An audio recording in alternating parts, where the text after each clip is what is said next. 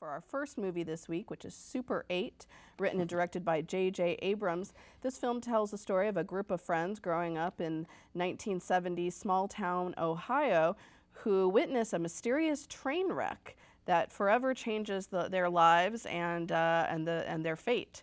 Now, the film is being marketed sort of an homage in a way to Steven Spielberg, more than a homage, Yeah, perhaps. Homage is a light word. Homage is a light word to Steven Spielberg, who I think executive produced the film. And it could be described as sort of a mix of Close Encounters meets Goonies, meets J.J. Abrams' own film Cloverfield to a certain degree.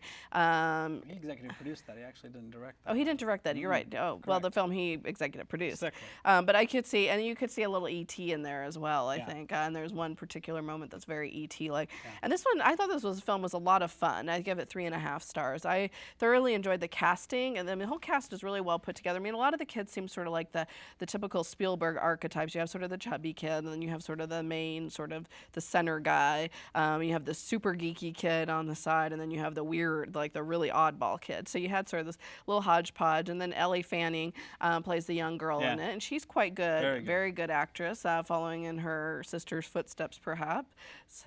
Do you not think Dakota's a good actress? Yeah. She just in her movies, yeah, and Ellie Fanning, of course, was in Sofia Coppola's film Somewhere, and she was just phenomenal in that. So actually, in a way, I think you're right. She could be the actual Fanning, the real bright star of the Fanning family. But you know, it's actually a really fun movie. I went and saw it with a friend of mine in Corvallis, Maureen, and her daughter Erin, and all three of us thoroughly enjoyed it. And it was something for the kids as well as the adults. You know, this is like it's an homage, like The Illusionist was an homage to Tati. You could almost see his hand controlling the camera, and this is about as homage to Spielberg as Poltergeist was, which we all kind of wondered how much he executive produced over the film.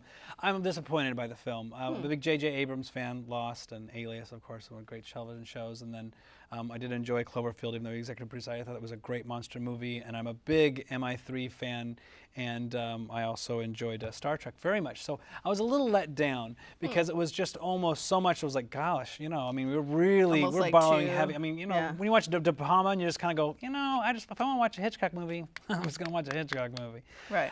And certainly the story with the kids, I really enjoyed. We didn't need the monster, or whatever you want to say, whatever it was. I don't want to give things away, but whatever was in the train, we didn't really even need that. I enjoyed just following these kids making the movie, and enjoyed the movie that they showed during the credits. Which is almost a reason to watch the movie in itself. I actually thought the movie they showed during the credits was pretty. Yeah, it was pretty fun. Yeah. Now the thing that kind of pulled me out here once in a while is the stylistic choice that JJ uses with the flares going across the screen, and I don't mind that. But when it cuts across the actor's face while they're speaking, that pulls you out of the movie, and that really disappointed me a little too much. You get a little too carried away with some of those, with the style. I thought there's a little more style than substance.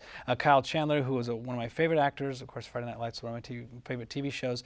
He's not given much of anything here, just to give a look and be the sheriff. That's the father that you expect to do the role that he he falls just sort in of has line. to look intense. It's really not about him as much. And so that's disappointing. But the kids do a great job. I really enjoyed their characters, but you can say the same thing about E.T. The that. parents are really sort of not. They're sort of backdrop in the movie, and they are in this one as well. But Dee Wallace was so good in that, though.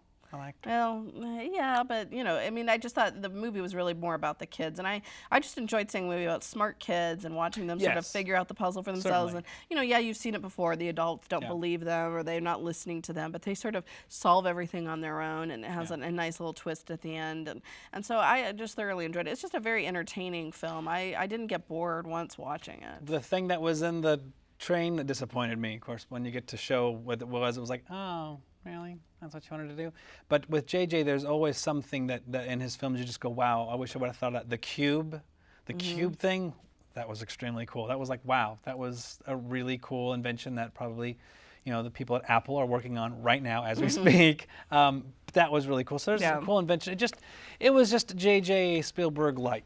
And that was, my expectations certainly were high because of his previous films Right. and because obviously those two together. Yeah, it would be interesting. I don't know how well it did at the box office, but it seemed like it was really geared more. There weren't any kids really in the theater except for my friend's kid. It was mostly. It seemed like it was maybe aimed more at people that are nostalgic for the '80s, for the Spielberg movies, than it is for kids creating their own experiences today. Certainly. So yeah. Yeah. So okay, we'll move on to our next. So how many stars for you? 3. 3. So you can recommend it. Yeah, Oh, I I liked thought it. you couldn't I recommend liked it. it. I was disappointed. Oh, okay. I thought you couldn't even recommend it. You didn't No. say anything good about it so much, but it just. No, I did. I liked the cube. Okay, you like the cube. Okay, It was 3 light. stars just for the cube. It was light, I said. Okay.